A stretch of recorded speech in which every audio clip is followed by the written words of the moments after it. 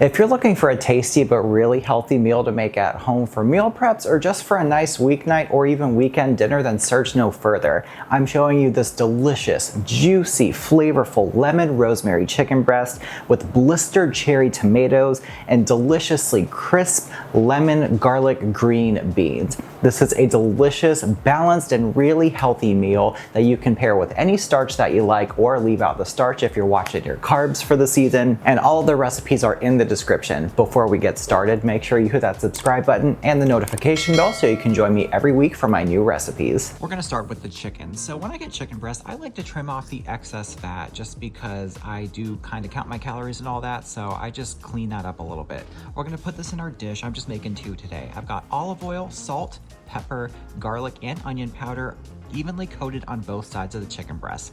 Now to really spice this up, we're gonna get some fresh sliced lemon and place those underneath the chicken breast. And then after that, I'm gonna squeeze some more fresh lemon juice on top of them and just throw the rest of that chunk of lemon in there. It'll only taste better as it roasts. These are gonna get some fresh minced rosemary, and then they're gonna get baked at 350 for around 35 minutes or until the internal temperature is 165 degrees. Let them rest for 10 minutes before you cut them. Now for the green beans, we have some boiling salted water.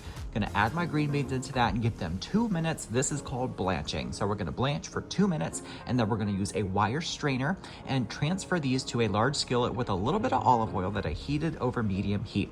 We're gonna saute these with salt, pepper, and garlic powder for about 5 or so minutes. You can cook these longer if you want them a little more tender, but I like mine to have a nice crisp nap to them. So I'm gonna toss them a few times over that medium heat, give them about 5 minutes, and at the end, hit them with some fresh lemon juice, and those are good to go.